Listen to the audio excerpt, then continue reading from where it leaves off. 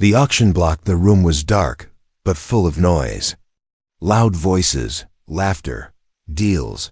It was not a place for kindness. Metal walls surrounded the auction block. Lights flashed red and blue above it. Chains hung from the sides.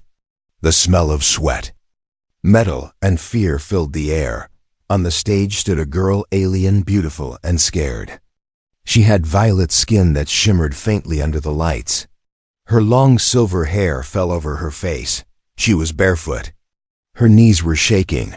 Her arms had light bruises. And her eyes, those wide, golden eyes, kept searching the crowd like she was begging someone, anyone, to help. She didn't understand the words, but she knew what was happening. She was being sold. The alien auctioneer raised her hand and shouted something in a harsh language. His voice echoed, "First bid, pure alien female. No owner before. Young, pleasurable." The crowd moved closer. A tall buyer with green scales raised a hand. 10,000 credits. Another bidder, short and fat with 3 eyes, laughed. 12,000. The girl flinched. She didn't know these numbers, but she knew what they meant. Someone would own her. The auctioneer smiled with sharp teeth. He loved this part. Look at her. Soft skin, healthy body, never touched. Perfect. The alien girl closed her eyes tightly.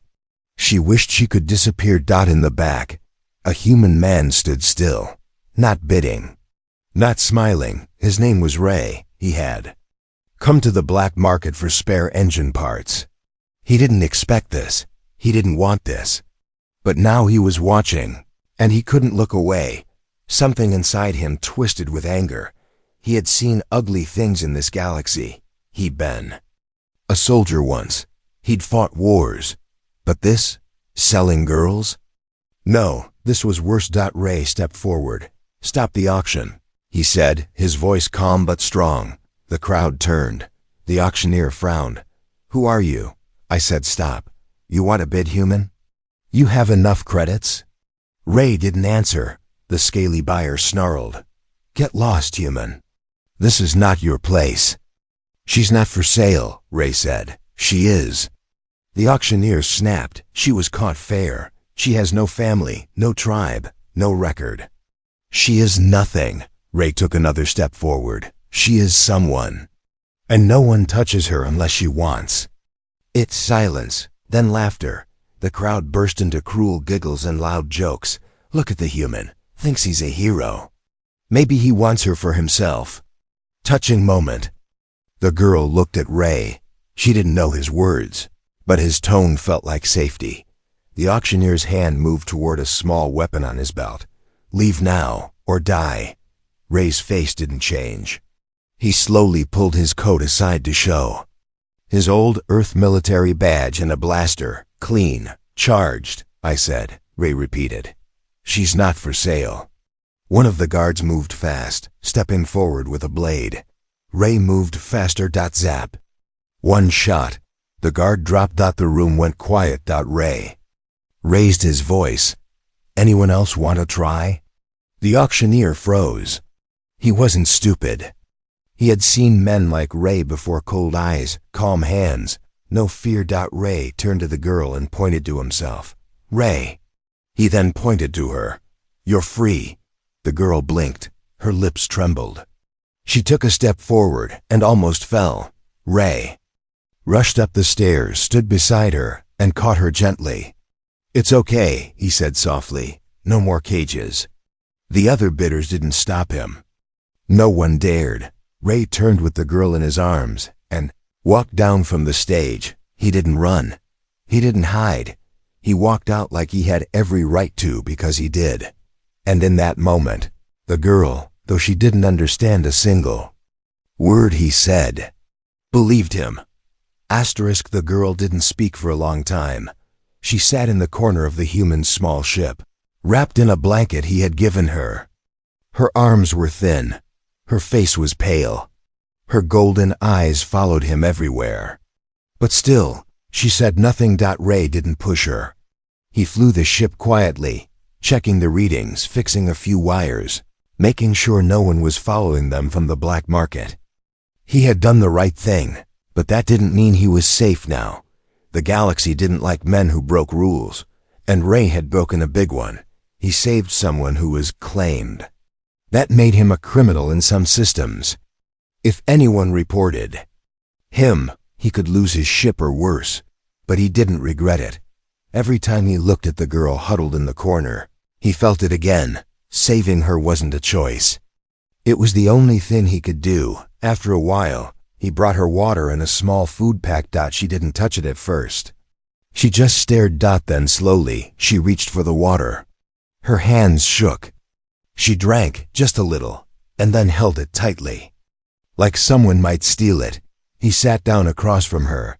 "My name is Ray," he said softly. She didn't answer. He smiled a little. "It's okay, you don't have to talk." The ship hummed gently around them. The stars outside the window blinked like cold fireflies. Ray leaned back. "You know, I've seen a lot of places. Dirty war zones, pirate docks, empty moons. But I've never seen someone like you." She tilted her head slightly. "I don't know what species you are, or where you're from, but you don't belong in a cage." For a moment, she opened her mouth, but nothing came out. Then very quietly she whispered one word. "Asha." Ray blinked. "That's your name?" She nodded, slowly. "Asha." It was soft, beautiful, but it felt heavy with sadness. Ray nodded. "Nice to meet you, Asha." She looked down at her hands. There were thin scars on her arms, some old, some new. She had been hurt. And not just once. Maybe not just physically. Ray stood up and grabbed a soft cloth. "Here," he said gently. "Let me clean those." She hesitated. But after a moment, she lifted her arm. He worked slowly, careful not to hurt her. She winced once or twice but didn't pull away. "You're safe now," he said. "I won't let anyone hurt you again." For the first time, her eyes met his without fear. And for the first time, she believed he meant it. Later, after she had eaten, Ray gave her a small room on the ship. It had a soft bed and clean sheets. She stood at the door, unsure what to do. He pointed. "This is yours now." She looked confused. "You sleep here," he said. "Rest. No chains. No bars." She stepped inside slowly, touched the bed, then sat on it. Carefully. Ray smiled. "Good night, Asha." He closed the door behind him and leaned against the wall. He didn't know what he had just gotten himself into, but he knew one thing for sure. He wasn't going to abandon her.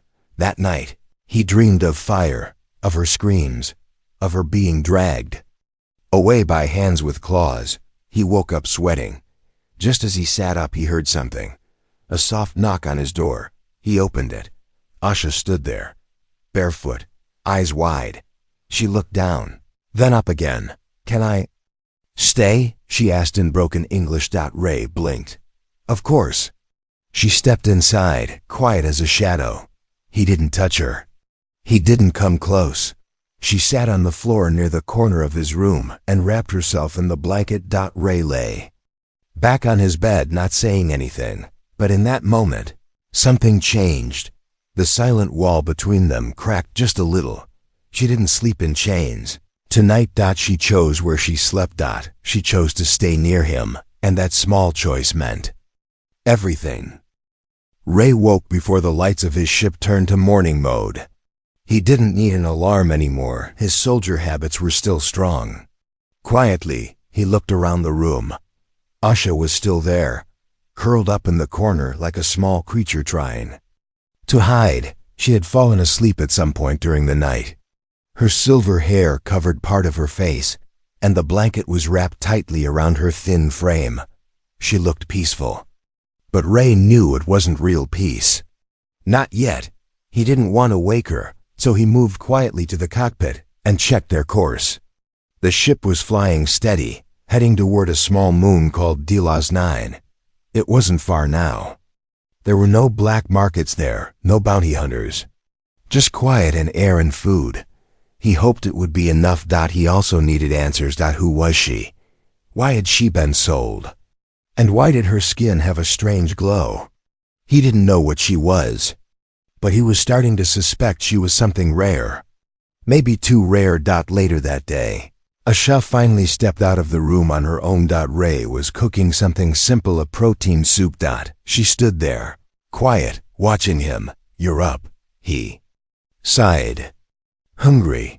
She nodded. He poured some soup into a clean cup and handed it to her. Their hands touched, just for a second. Asha flinched, not in fear, but in pain. Ray looked down. Her sleeve had pulled back a little, showing something under her skin, a symbol, burned in. He gently reached out, and this time she didn't pull away. "Asha, what is this?" She looked down at the mark on her arm. It was a deep scar, shaped like a spiral with strange symbols around it. She closed her eyes. Then she whispered, "It's a brand." Ray's stomach turned. He'd seen brands before. Slave marks, property tattoos. But this wasn't any normal brand. "Who did this to you?" Asha looked at him for a long time. Then, in a low voice, she said, "Priests." Ray's eyes narrowed. "What kind of priests?" "Temple of Kal." She shivered. "They said I carry fire." Ray didn't understand. "Fire? They said I was born with it inside me," she whispered. "That I would bring destruction if left alive." Ray stood still. "That's why they locked you up?" She nodded. "I escaped, but they found me. Sold me." Ray sat down, silent for a moment. This wasn't just about slavery anymore. She was hunted, and whoever these temple people were, they believed she was dangerous. Ray looked at the scar again. It pulsed faintly, like heat trapped under skin. Asha pulled her sleeve down quickly. "I don't want it," she said, voice shaking. "I don't want fire." Ray leaned forward. "Listen to me. You're not dangerous. You're not a monster. You don't know," she whispered. "You didn't see. Then show me." She looked terrified at the idea, but he didn't move. He didn't push, just waited. After a long pause, she lifted her hand slowly and took a deep breath. For a moment, nothing happened.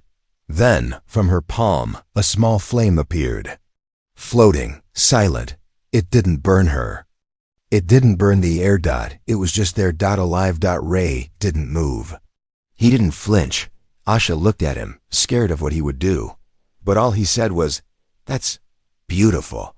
Her eyes widened. "You're not afraid?" He shook his head. "Why should I be? They are. Then they're wrong." She stared at him, stunned. All her life, she had been told to hide, to be quiet, to fear herself. And now, for the first time, someone looked at her flame and smiled. Ray reached out slowly and held his hand near the fire. It didn't burn him. "You control it?" he asked. She nodded. "Only when I'm calm." "And when you're not?" Her eyes dropped. "It hurts." Ray understood. It wasn't just power. It was pain too. He stood up and grabbed a metal ring from the table. "Try it," he said. She looked confused. "What?" "Melt it." She hesitated, then held the ring carefully in her hand. The flame grew slightly. The ring began to glow red, then orange. Then drip melted into a liquid metal ball. Asha gasped and dropped it quickly onto the table. It didn't even burn the surface. Her control was that precise. Ray smiled. "You're not dangerous, Asha. You're powerful. That's different." She looked at him with new eyes. No one had ever said that to her, not even once. That night, Ray watched the stars again. Asha sat beside him. She didn't hide anymore, and deep inside her chest, where that fire lived, something else started to grow. Trust. Ray knew something was wrong the moment the alarm started blinking red. He jumped up from his seat, eyes narrowing at the ship's control screen. One word flashed on the panel: incoming vessel. That wasn't normal. They were far from any trade routes, too far for random travelers. And the ship chasing them had no identification code. Asha stepped into the cockpit just as the ship shook slightly. Her golden eyes filled with fear. Ray didn't need to guess.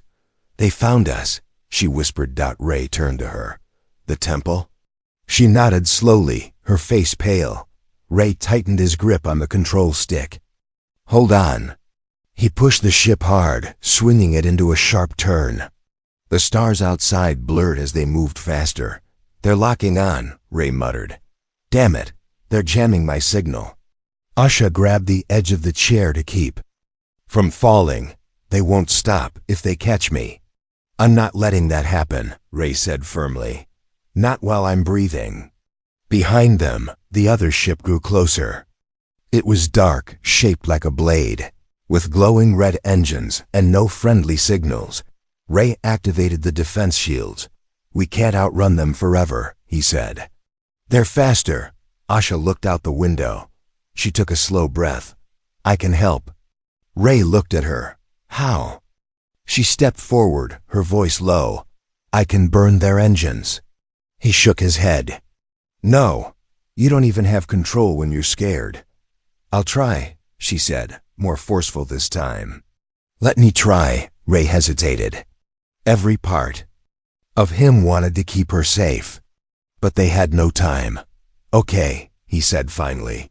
"We'll fly close. You take the shot." The enemy ship came into view behind them. Ray dropped speed for a second, letting them get close. "Now!" Asha pressed, her hands to the window. Her eyes glowed. She reached deep inside herself, past the fear, past the pain. She thought of Ray's voice, his calm, his words, "You're powerful." "Not dangerous." The flame answered. It rose in her chest, burned through her arms, and sparked at her fingertips. Then she released it. A blazing stream of fire shot out like lightning. Not through metal or guns, but through her will. It slammed into the other ship's side. Boom. The enemy ship wobbled, fire licking across one of its rear engines. But it didn't stop. "They're damaged, but still flying," Ray said. Asha collapsed into the co-pilot's seat. "I'm sorry, I couldn't do more." Ray touched her shoulder. "You did great." Just then, the comms crackled. A deep, cold voice came through. "Return the girl, or be destroyed." Ray leaned forward. "Who are you?" There was silence for a moment. Then, "She is marked by the fire seal. She belongs to the Temple of Kal. You have stolen sacred property." Ray's jaw clenched. "She's not property. She is the flame vessel. Born to burn cities. Made to serve destruction. We are her only path to peace." Ray looked at Asha. She was shaking again. Tears formed in her eyes. "Don't listen," she whispered. "They lie. I never burned anything." Ray spoke into the cum again. "If you try to take her, I will destroy you." There was a pause. "Then you will die with her," the voice said. Ray shut off the cum. "We're landing," he said. "There's a mining field below a dead moon. If we hide there, they can't track us." "But what if they follow?"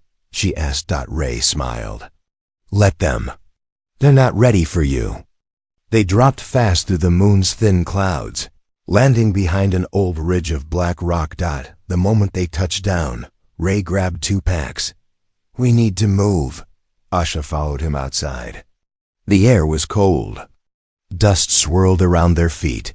Ray led her into a deep cave. It was dark, but dry. He set up a signal blocker. "Can they find us?"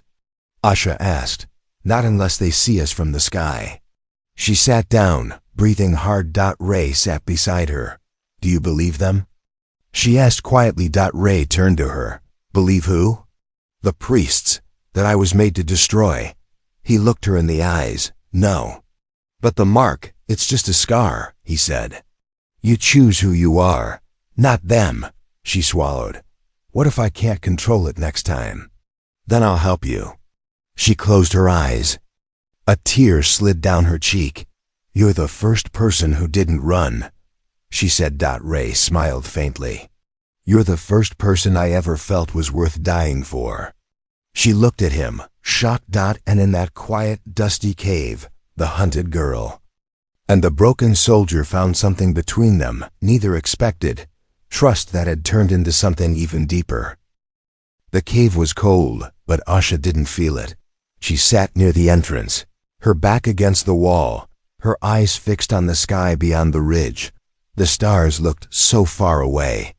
The moon was silent, dark, full of old scars from mining days long gone. Ray slept nearby, a weapon beside him. He trusted her now, even with fire in her hands. But Asha didn't trust herself. She still felt the heat in her chest. It wasn't gone. It never truly rested. The flame inside her pulsed like a second heart. It waited for emotion, anger, fear, sadness to break her control. That's when it burned the hardest. She remembered when she first felt it. She had been a child barely old enough to walk. Her mother had vanished. Her people were gone. The priests came. They tested her.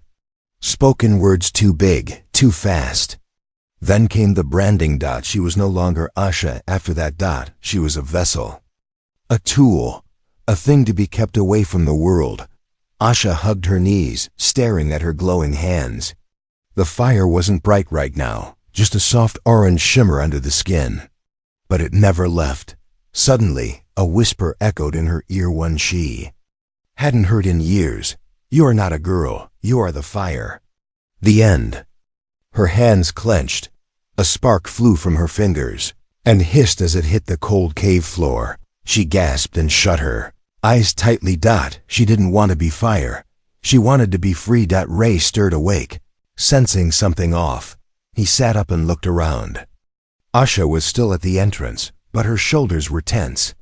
Her breath looked shaky. He approached slowly. You okay? She didn't answer right away. I can't sleep, she said after a moment. He sat beside her. You're scared the fire will come again? She nodded. Ray picked up a stone from the ground and held it out to her. Burn this. She frowned. What? Do it. Let it out, Asha. I'll hurt you. I trust you. She hesitated. What if I lose control? Then I'll still be here. She slowly reached out and took the stone. Then, with a deep breath, she focused. Her hands lit with flame. It danced along her fingers like a small creature, wild, but not angry. She pressed the stone between her palms. It glowed, cracked, and melted slightly, but never exploded. The fire stayed within her hands. When she opened them, the stone had become smooth, almost like glass. Ray looked amazed. You're not losing control, Asha, he said softly. You're learning control. Asha stared at the stone, breathing heavily. I didn't burn you, she whispered. Ray smiled. You never would. For the first time, a small smile touched her lips, but it didn't last long. Suddenly, the cave trembled. A soft rumble came from the outside. Ray jumped to his feet and looked through the scope of his rifle. A ship. Dark, heavy, silent, landing not far from them. Asha stood quickly. It's them. Ray's jaw tightened. They tracked us anyway. Not by signal, she whispered. By me. Ray turned to her. How? I don't know. Maybe they're linked. To me, to the fire. Maybe I can't hide. Ray cursed it under his breath. Then we need to move now. No, Asha said suddenly. He looked at her. What? I'll end it. Ray grabbed her arm. No, you're not going out there alone. They'll never stop, she said. As long as I live, they'll keep hunting. You'll never. Be safe. I don't care about safe. I care about you. She looked at him, her eyes wide, but she shook her head. I can't let you die for me, and I can't let you face them alone. She hesitated, then finally nodded. Then we face them together. They moved out of the cave and climbed a ridge for better sight. The dark ship was there, its wings stretching out like a dead bird. 4 figures stood outside. All wore black armor, their faces hidden behind smooth silver masks, and in the middle one, priest. Old, pale, wearing long robes. He lifted a strange staff and pointed it toward them. Return to your place. Vessel, His voice boomed across the land. Ray lifted his weapon. She's not going anywhere. The priest looked at Asha. You were born to destroy. That is all. Asha stepped forward, her body glowing faintly. No, she said. You carry the fire seal. You are chaos. I carry fire, she said, but I choose what it becomes. The priest's eyes narrowed. Then burn, he hissed. Suddenly, the ground around them lit up. Traps. Hidden devices burned blue and red. Ray fired first, taking down one of the masked guards. Asha raised both hands, and her flame burst out like a wave. The heat cracked the rocks beneath her. The guards tried to rush her, but the fire moved with her. Voice. It didn't burn the land. It only burned those who wanted to cage her. Ray covered her side, firing from behind a rock. 2 more guards fell. Then the priest stepped forward, raising his staff. A sharp pulse of energy struck Asha in the chest. She screamed and fell to her knees. Asha! Ray yelled, firing again. The last shot hit the priest's hand. He dropped the staff. Asha's eyes burned white. Then the fire exploded. Not wild, not cruel, but bright and pure. The priest fell back. Asha stood, and the fire obeyed her. Asterisk smoke hung heavy in the cold air. The fire had vanished, but the heat still touched the stones beneath Asha's feet. Her hair floated around her face, glowing like silver threads in the wind. Her hands trembled not from fear now, but from power. She had not lost control. She had chosen to burn. The guards lay scattered on the ground, silent. Only the priest remained, kneeling, wounded, his staff broken beside him. His eyes, once cold and certain, now shook with disbelief. You can't, he whispered. You were never meant to resist. Asha took a step forward, breathing hard. You were wrong. Your fire, he gasped. Nothing more. I'm Asha, she said. Not your tool, not your weapon. Ray stood behind her, gun lowered now, his heart racing. He had seen battles, death, chaos, but nothing like this. Not a single flame touched him. Not one mark. She had protected him, even while the world around her burned. She had chosen, and now the choice stood before her again. The priest. Weak, defenseless. Ray stepped closer. Asha, you don't have to kill him, the priest coughed. If she spares me, we'll come again. We always do. She must end it. Asha stared at him, silent. Memories flashed, chains on her wrists, cruel voices, the brand on her skin. Nights without light, without warmth. But then she remembered Ray's hands wrapping her in a blanket. His calm voice. His eyes full of trust. She looked down at her hands. The glow faded. The fire lowered inside her. No, she said quietly. I won't be like you. She turned away. The priest collapsed, stunned. Ray looked at her with pride. You did more than fight. You proved them wrong. She didn't answer. She was staring at the fireglass stone in her pocket, the one she had melted during training. I need to go back, she said. Ray blinked. What? I need to find the others, girls like me. What if I'm not the only one they marked? What if others are still caged? Ray nodded slowly. You want to stop the temple? I have to, she whispered. Not with war. With truth. Ray smiled faintly. Then I'm going with you. She turned to him, confused. Why? Because you saved me too. They took the priest's ship. It was quiet inside. Cold metal, no warmth, no personality. Just a machine built to chase, to capture. Ray set coordinates toward the nearest communication station. We need to send a message. Let the galaxy know what they're doing. Asha nodded. Let them see me, not as a monster, but as someone alive. Ray glanced over. You sure you're ready? No, she said honestly. But if I wait for ready, I'll never move. The ship flew steady through open space. Asha sat at the window, watching stars pass. Ray brought her a warm drink. You okay? She took it with both hands. No one's ever asked me that before. Well, Ray said, sitting beside her, get used to it. She gave a small smile, but deep inside, something stirred.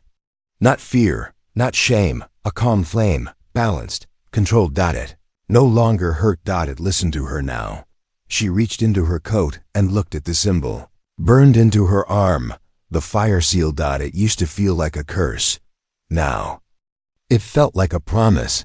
She would take back the meaning, rewrite what it stood for. And if others bore the same mark, she would find them. Set them free. 3 days later, they landed on Nova Relay Station 3. It was a neutral zone, no weapons, no threats. Just trade, rest, and news. Ray guided her to the main console in the broadcast room. You sure? She nodded. The worker behind the counter looked confused. You want to go live to open frequency? Yes, Asha said. I need to speak. He shrugged and pressed a button. It's your voice now. Asha stepped to the mic. Her voice trembled at first. My name is Asha. I'm a firebearer from a hidden temple called Kal. She paused. I was locked away, told I was evil, told I had no choice. I was sold in chains. Her voice grew stronger, but I was saved by a human. He didn't fear me. He didn't use me. He just gave me freedom. She looked at Ray behind the glass. If you hear this, and you have the same mark, you're not alone. You are more than fire. You are more than what they made you believe. She stepped back, heart pounding. The man behind the counter was staring at her like he had just seen a star being born. That, he said, was powerful. Ray put his hand gently on her back. You just changed someone's life, maybe thousands. Asha didn't know what would happen next. Would the temple strike back? Would the other firebearers rise? She didn't know, but now she had her voice, and the galaxy had heard her. The galaxy did not stay silent. Asha's message spread across systems. Some praised her, some called her dangerous, and some remembered. From far corners of forgotten colonies, more girls stepped forward, each one with a mark like hers. The fire seal. Some had hidden for years. Some had never escaped their cages. But now they had heard a voice that sounded like their own. A voice that said, you are not a weapon. You are more. Ray and Asha traveled from world to world. They didn't start a war. They built a path, quiet meetings, secret rescues. Some priests surrendered, seeing their beliefs were broken. Others resisted. Some tried to hunt again. But they were fewer now, and the galaxy was watching. Asha no longer feared her flame. She trained with it, shaped it, taught others how to understand it. Her fire could melt steel, light cities, or warm a crying child's hands. It was no longer tied to pain. It was hers. But one question still burned in her mind. What was the true origin of the fire? Why her? Why now? That answer waited on a forgotten planet called Vera 12, a dead world. Ray didn't like the look of it.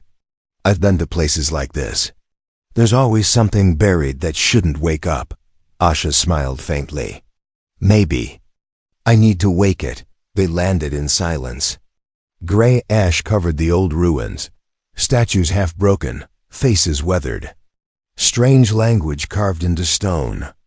But when Asha stepped forward, the air shifted. The ruins responded to her flame. She followed the pull, down deep into a chamber hidden beneath the dust.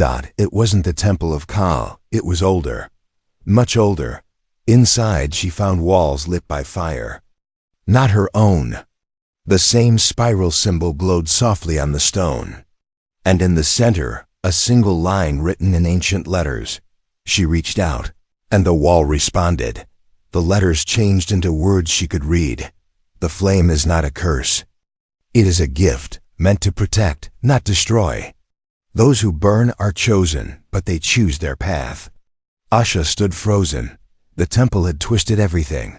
The fire was never meant to bring war. It was meant to guard life.